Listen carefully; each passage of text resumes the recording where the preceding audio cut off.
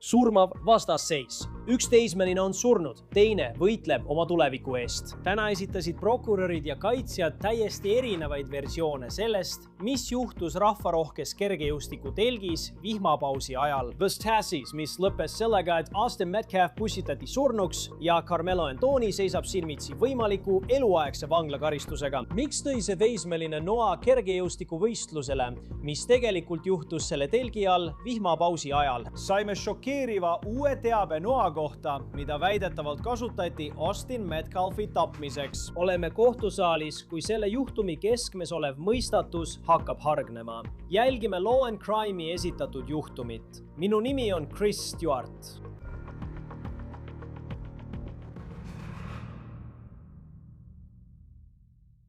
Enne kui alustame selle On the Case'i episoodiga, pean rääkima meie partnerist ja sponsorist Kaalkaltsist. Kui oled kunagi mõelnud, kas saaksid päriselu sündmustelt raha teenida, siis Kaalkaltsi Ameerika Ühendriikides suurima ennustusturu kaudu on see võimalik. Ja minu koodiga OTC saad $10, kui teed $10 eest tehinguid. Nii see töötabki. Kaltsi pakub omavahelist kauplemist. Sa ostad jah või ei lepingu selle kohta, kas midagi juhtub või mitte, ning kaupled otse teiste kasutajatega. Mõtle sellest nagu aktsia ostmisest või müümisest.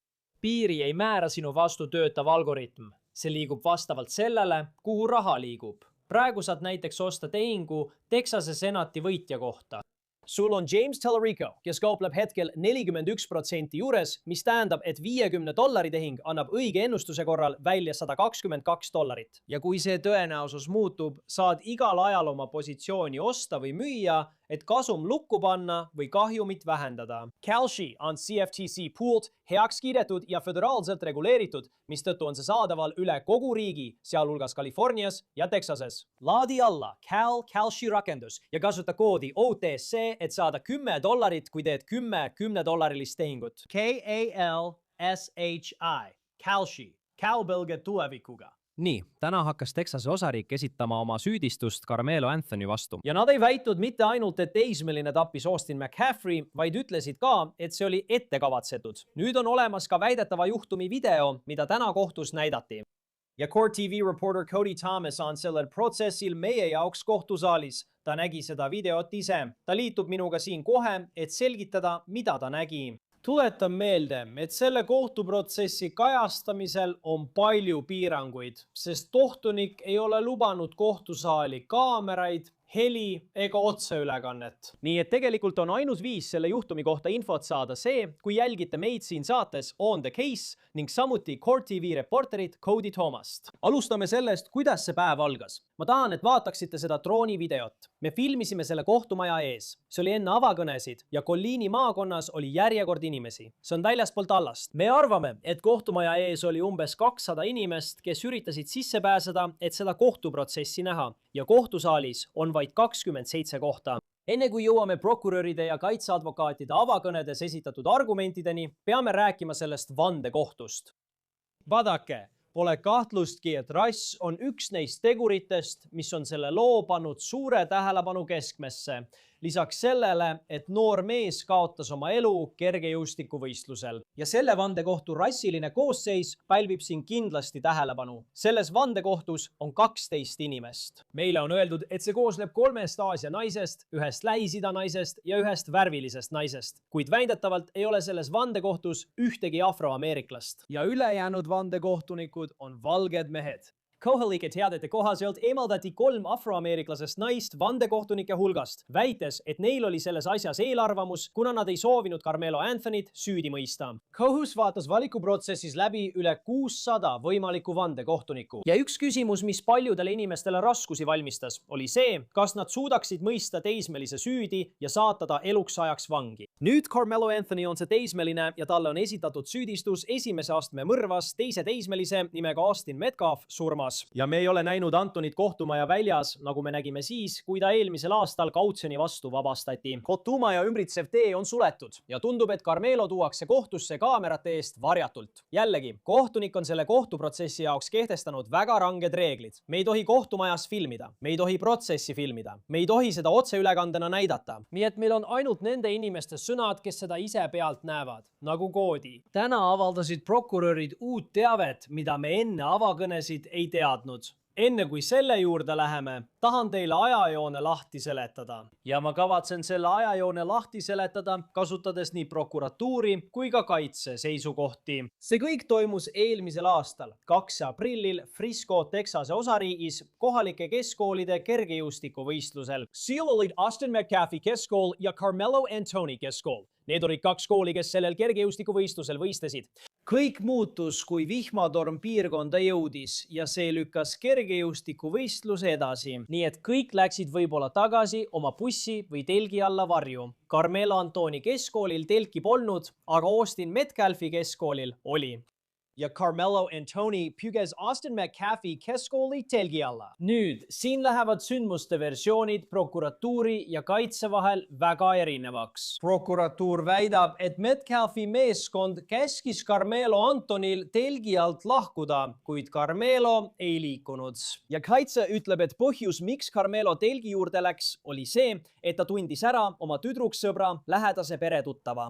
Nüüd ütleb kaitse, et kui Austin Metcalf ja tema kaksikvend Carmelot märkasid, käskisid nad tal lahkuda.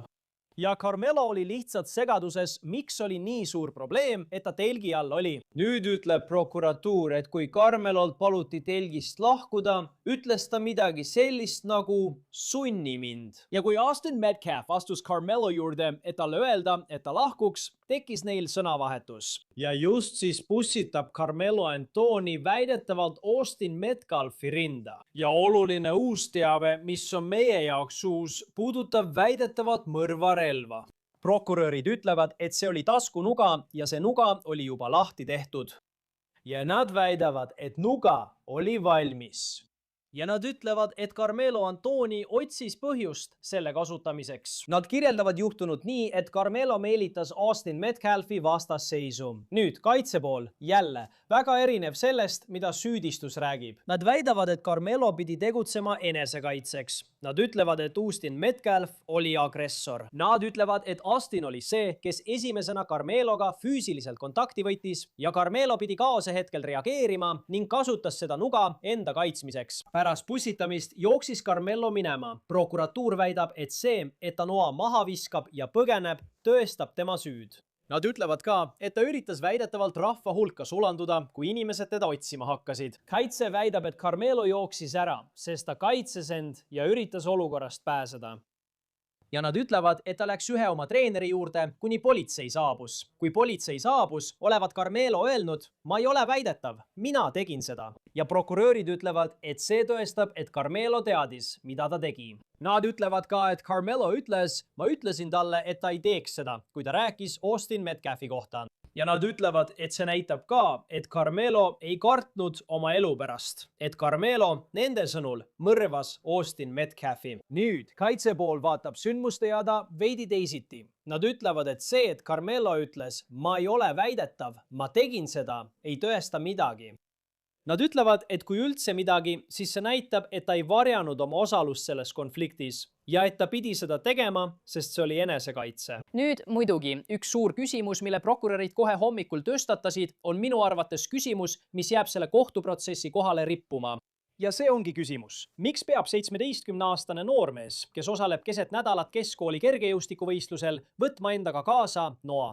Nüüd räägime kohe sellest, kuidas kaitse võib sellele küsimusele vastata. Kaitse alustas täna oma avakõnet sellega, et püüdis kujutada Carmelo Anthonyt mitte kui tapjat, vaid rääkis vandekohtule, et ta on hea poiss. See on mees, kes valiti oma jalgpallimeeskonna kapteniks. Ta pole kunagi seadusega pahuks sisse sattunud. Ta töötab mitmel töökohal. Talle meeldib malet mängida, talle meeldib käia telkimas. Nad ütlevad, et ta ei ole see koletis, kelleks prokurörid teda kujutavad. Nüüd saab tunnistajate ütlustest selle kohtuprotsessi peamine tõukejõud. Kuid täna näitasid prokurörid ka juhtumi valvekaamera salvestist. Kohtusaalis viibis kogu tunnistuste andmise ajal ka Court TV esindaja Cody Thomas. Cody, ma tean, et seal mängiti ette hädaabikõne numbrile 911, millest räägime ning päeva lõpus anti väga emotsionaalne tunnistus. Aga ma tahan alustada sellest, et kohe pärast avakõnesid näidati selle juhtumi valvekaamera salvestist. Mida sa oskad selle kohta öelda?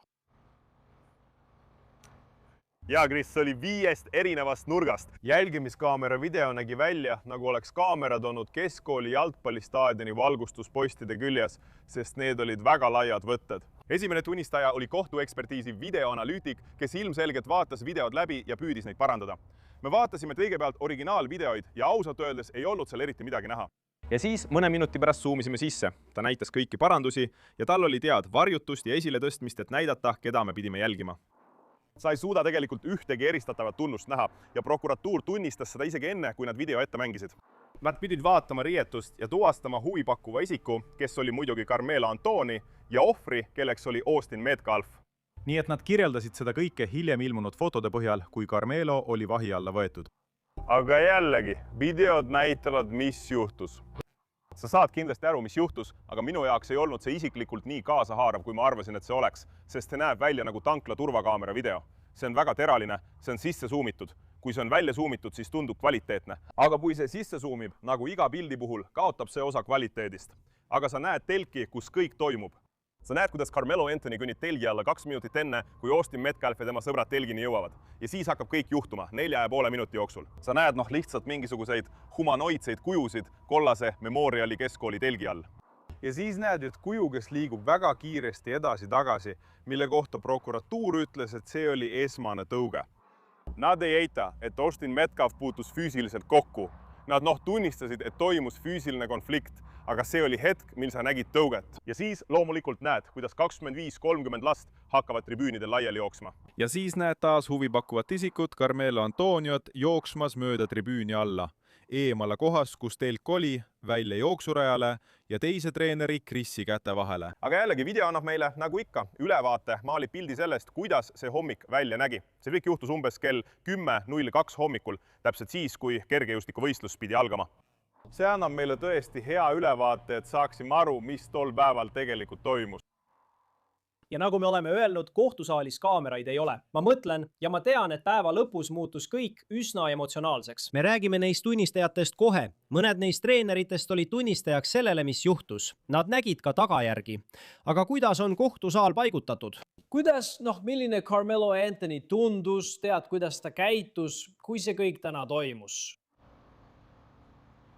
Ma istusin otse Metcalfi perekonna taga. See on väga väike kohtusaal, Chris. Sinna mahub ainult umbes 60-65 inimest. Iga pool, iga perekond saab 15 inimest, seega kokku 30. Meedia esindajaid on 9, see teeb 39 ja lisaks veel kohtupersonal. Nii et umbes 45 kohta oli juba täidetud enne, kui avalikkus üldse sisse sai, kellele lubati ainult 25 kohta. Ma arvan, et täpne arv oli täna hommikul 27 inimest avalikkusest, kellel lubati sisse tulla. Aga loomulikult oli ühel pool Metcalfi perekond ja teisel pool Carmelo Anthony Leer. Ja ma jälgin Carmelot kõigi nende videote ajal, kõigi nende emotsionaalsete tunnistuste ajal, erinevatelt treeneritelt ja tunnistajatelt, sest lõpuks tappis ta ju ühe lapse noaga. Olenemata sellest, kas see tõestatakse hädakaitseks, mõrvaks või tapmiseks, sa võtsid ikkagi ühe inimese elu. Ja ma vaatan teda, ta oli üsna stoiline. Ta ei olnud eriti emotsionaalne. Ta vaatas videoid, ta ei pööranud pilku kõrvale. Aga ma vaatan Austin Metcalfi perekonda ja tema isa tead on kõigest täielikult kohal. Aga iga natukese aja tagant, iga 10-15 minuti järel pani ta iga lihtsalt pea kätte vahele niimoodi ja ma nägin, kuidas ta noogutas pead. Ei, lihtsalt muidugi tohutud emotsioonid seal, aga ma vaatan edasi-tagasi, püüdes hinnata nende kahe väidetava ründaja ja ohvri vahelisi suhteid. Ja sellel poolel oli stoilisus ning Metcalfi poolel selged tõelised emotsioonid, nagu oodata oligi. Jah, ma mõtlen. Sa lihtsalt mõtled kõigele sellele, millest me räägime ja isegi võimalusele, et Carmelo Anthony võib ülejäänud eluks vangi minna. See ongi nii, tead, ja see on midagi, kui me neid kohtuprotsesse kajastame, siis sa lihtsalt mõtled kogu selle olukorra raskusele ja muidugi nende perede jaoks ja sellele, mis nende peast läbi käib, kui see kõik toimub. Mõnede kohal olnud treenerite, kes olid tunnistajad, ütlused, tundub, et just siin läksid täna emotsioonid väga üles.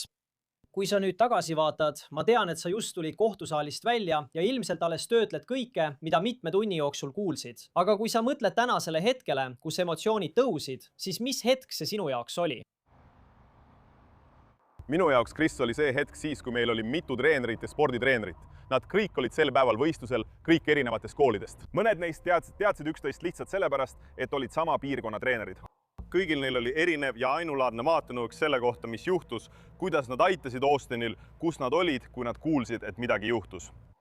aga minu jaoks, Chris, oli see viimane tunnistaja, enne kui ma nüüd kohtusaalist välja tulin, treener nimega Joshua Redmond, kes oli kaitsekoordinaator, kergejõustikutreener, jalgpalli ja kergejõustikutreener, mis keskkoolispordis sageli kattuvad. Ta oli seal kergejõustikuvõistlusel koos Liberty keskkooliga, kelle telk oli vaid umbes 6 meetri kaugusel Memoriali keskkoolist, kus kogu pussitamine aset leidis. Ja tema puhul selgitati juba tema ütluste alguses, et ta on 14-aastase teenistusega Iraagi sõjaveteran, kes käis 3 missioonil Iraagis ja on näinud surma. Ta on 100% töövõimetu veteran. Ta ütles kohtus, et teda on 3 korda õhku lastud, 2 korda Humvees ja korra majas, nii et ta on varemgi veretööd näinud. Ta räägib, et ta seisis seal ja rääkis teise treeneriga ega kuulnud midagi. Ja siis äkki hakkasid lapsed laiali jooksma ning kostis palju karjumist ja kisendamist. Ta läheb sinna ja saab aru, mis juhtus. Tal ei ole Metcalfi perega üldse mingit suhet. Ta tunneb Metcalfi kaksikuid ainult läbi koolide jalgpallimängude. Ta ütleb, et kui ta sinna jõuab, näeb ta Austinit justkui tribüünide ääres aia vastu vajununa. Ja ta vaatab teda ning ütleb, et keegi on talle öelnud, et teda on pussitatud ja ta hoiab oma kõhtu. Treener ütleb, et ta vaatab alla, näeb verd läbi käte tulemas ja võtab kohe oma jaki seljast ning hakkab haavale survet avaldama. Ja ta ütleb, et näeb, kuidas Austinil näost värv kaob ja lõpuks hakkavad ta silmad kuklasse veerema. Nii et kuigi see kõik kõlab emotsionaalselt, Chris, siis see osa puudutas mind eriti, sest ta on surma varemgi näinud, see treener, kes on üle 10 aasta olnud lahinguveteran. See poiss, Austin, lõpetab mingil hetkel hingamise, pulss kaob, nii et ta teeb seal tagapool elustamist, teeb rindkere kompressioone, teine treener teeb suust suhu hingamist. Ja on selge, et ta ei hinga. Üks treener on telefonis ja helistab hädaabinumbrile 911.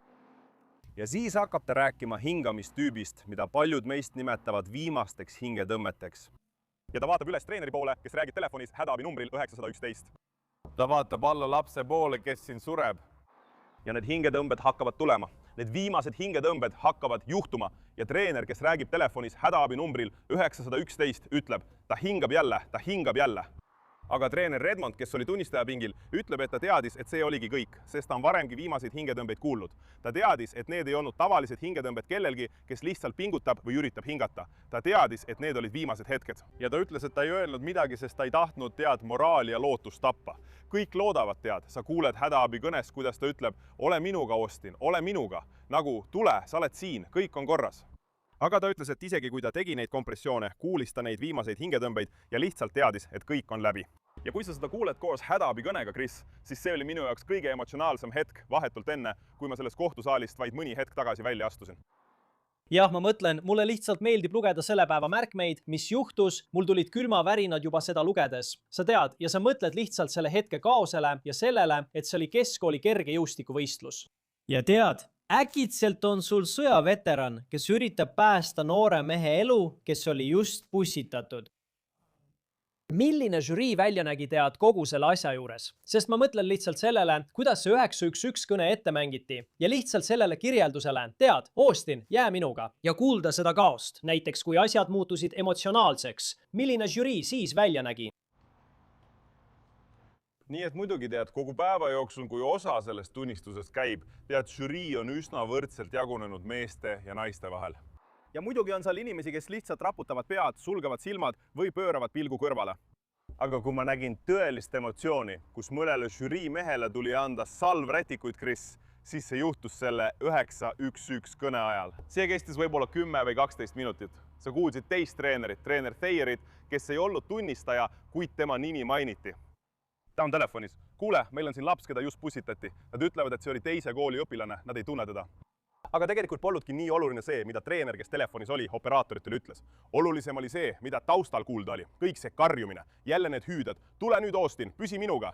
Ja oli hetk, Chris, kus sa võisid sõna otseses mõttes kuulda rütmilisi rindkere surumisi. Sa kuuled lihtsalt, kuidas see, kes iganes rääkis, tema hääl kajab vastu tribüüne. Ja ma vaatasin žürii poole ning nägin paari meest, 2 või 3, kes pühkisid silmi. Muidugi paar naist olid pead käte vahel ja pisarad voolasid. Tead, mitte selline südamest nutmine, mida oleks kuulda, aga oli näha, et emotsioon oli kogu žüriis kindlasti tuntav, kui nad vaatasid. Jah, ja ma mõtlen ka kaitsja peale, tead, see on samuti osa sellest, sest pole mingit kahtlust, et Carmelo Anthony pussitas Austin Metcalfi. Küsimus on, kas see oli mõrv? Paljude tänaste ristküsitluste puhul, kus inimesed annavad emotsionaalseid ütlusi sellest, mida nad nägid, kuidas sa iseloomustaksid seda, kuidas kaitse sellele läheneb. Nad üritavad justkui taluda seda emotsioonide tormi, mis tuleneb sellest, mida Carmelo Anthony väidetavalt Austin Metcalfile tegi. Ja, Chris, tead, kaitse ei rünnanud tegelikult nii agressiivselt, kui ma arvasin, et nad seda emotsionaalset ütlust kuulates teeksid. Seda võib vaadata nii positiivsest kui ka negatiivsest küljest, sõltuvalt sellest, kummal poolel sa oled. Aga üks küsimus, mida kaitseadvokaat küsis iga tunnistaja käest, oli seotud telkidega. Ja paljud neist treeneritest, olles ise võistlussportide treenerid ja kergejõustikukultuuris sees, rääkisid kergejõustikukultuurist, kuidas iga telk on justkui sinu riietusruum. Näiteks, kui sa oled NBA-s või NFL-is, siis on 2 riietusruumi ja mängijad ei käi üksteise riietusruumides edasi-tagasi. Ja nad püüdsid seletada, et telgid on umbes sama asi. Sa võid küll mööda kõndides näha tuttavat ja öelda talle, hei, kuidas läheb, aga sa ei hängi teiste telkide all. Aga kaitse rõhutas iga tunnistaja puhul ikka ja jälle seda vihmapausi teemat ja et vihma salas kõvasti. Centenniali keskkool, kus käis Carmelo Anthony, oli ainus kool siin, millel sel päeval telki ei olnud ja ta kordas seda iga tunnistaja juures. Kas te teadsite, et Centenniali keskkoolil ei olnud telki? Ja nad vastasid, et ei, ma ei teadnud seda või midagi sellist. Ja siis ta jätkas, et oleks ju loogiline, et õpilane tahaks vihma eest varju minna ja nad nõustusid, et see on õiglane hinnang. Keegi ei taha läbimärjaks saada. Ma ei tea, aga ta esitas selle küsimuse väga sihikindlalt igale tunnistajale. Ma saan aru selle küsimuse üldisest olemusest, aga ma ei tea, kuidas see küsimus on seotud esimese astme mõrvasüüdistusega. Aga peale selle, Chris, ta ei jäänud täna siin selle emotsionaalse tunnistuse ajal millegi kallal agressiivselt norima. Jah, ma arvasin, et see oli huvitav, sest nende telkide puhul viidati kogu aeg kergejõustikukultuurile. Ja tead, võib-olla räägiti sellest, miks ta, Carmelo Anthony seal oli ja mis viis selleni, et tekkis konflikt, miks Austin Metcalf tõesti tahtis Carmelo Anthony sealt telgi alt ära saada. Üks tunnistaja, kes mulle silma jäi, ma arvan, et tema nimi oli Vincent Hooper ja ta oli samuti treener. Ta on jalgpallimeeskonna peatreener ja paljud neist treeneritest juhendavad muidugi ka kergejõustiku Heritage High Schoolis. Ja tema oli see, kes oli Carmelo Anthonyga koos kohe pärast seda, kui kõik see juhtus. Pole kahtluski, et pärast seda, kui Anthony väidetavalt pussitas Austin Metcalfi, ta jooksis. Ja küsimus on, kas ta jooksis sellepärast, et ta teadis, mida ta tegi, et see oli mõrv ja ta üritas põgeneda, või oli see olukord, kus ta kaitses end ja lihtsalt üritas olukorrast eemale saada. Mis jäi sulle silma sellest, mida Vincent Hooper ütles selle kohta, mida Carmelo Anthony tegi vahetult pärast seda, kui ta oli pussitanud Austin Metcalfi? Enne kui me räägime Hooperist, Chris, peame kõigepealt selgitama need hetked enne, kui Carmelo jõudis Hooperini. Ja see oli see treener, kes andis tunnistusi enne, kui Hooper astus tunnistaja pingile. Ja tema, kõik need treenerid muide on erinevatest koolidest, aga tema oli spordimeditsiini spetsialist, üks tüdrukute treeneritest. Teise vastasvõistkonna kergejõustiku meeskond. Ta ütles, et ta ei olnud kindel, mis segadus toimus. Tal oli elustamiskoolitus, nii et ta jooksis Austini juurde, et proovida abi anda. Kui ta sinna jõudis, kuulis ta, kuidas kõik lapsed ütlesid, see poiss seal, tema pussitas Austinit. See seal, nad näitasid tema peale. Nii et ta pööras ringi, vaatas teda ja hõikas talle. Kuule, tead küll, ütleb talle, mida iganes ta ütleb. Ja Carmelo peatub. Ja kohe, kui ta peatub, on treener Hooper seal ning ta vaatab treener Hooperi poole ja ütleb, nad ütlesid, et ta pussitas seda poissi, Austin Metcalfi. Ärge laske Carmelo Anthonyl lahkuda. Nii et tead küll, Hooper on nagu, mida sa mõtled pussitas? Ta on segaduses. Ta ütles, et ta ei saanud arugi, mis tegelikult toimub. Ta kuulis kära. Ta nägi oma õpilasi jooksmas ja nad rääkisid pussitamisest, aga ta ütles, et see lihtsalt ei jõudnud talle kohale. Nii et ta vaatas Carmelo Anthony poole, kes seisis otse tema kõrval ja ütles, et pani lihtsalt käe tema ümber ning nad hakkasid koos staadioni ringil jalutama.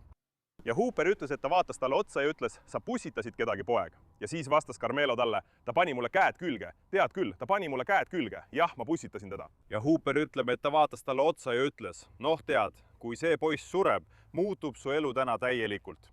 Ja siis ütles Carmelo talle vastu vaadates, ta ei sure. Ja siis ütles Hooper, olgu, aga kui ta sureb. Ja Hooper ütles, et enne kui ta jõudis lõpetada, hakkas Carmelo nutma ja nad lihtsalt jätkasid kõndimist. Ja treener Hooper ütles, et ta tundis, et Carmelo emotsioonid olid ehtsad. Ta ütles, et ei arvanud, et need olid kuidagi teeseldud.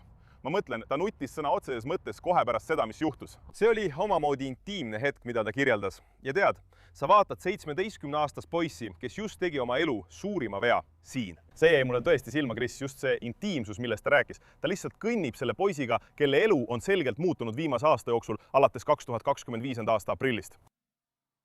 ja mõelda veel kord, milline võib tema elu olla, kui otsus on süüdimõistev. Muidugi, see on alles esimene päev sellel kohtuprotsessil, kus Carmelo Antoniot süüdistatakse esimese astme mõrvas. Cody Thomas kohtu TV-st tegi täna lihtsalt suurepärast tööd. Ma tean, et need on seal pikad tunnid, jälgides iga üksikut detaili, aga see on meie jaoks suurepärane, sest nagu sa tead, me ei saa kohtusaalis kaameraid kasutada, et ise näha. Nii et sinu silmad ja kõrvad on seal meie eest. Aitäh, nagu alati, et aega leidsid. Me hindame seda. Aitäh, et mind kutsusid, Chris. Mul on hea meel siin olla. Sellega ongi kõik saatest On The Case, mida esitleb Law and Crime. Tellige meid YouTube'is ja Spotify's. Samuti oleme nüüd voogedastamas ka Peacockis. Minu nimi on Chris Stewart. Kohtume järgmisel korral.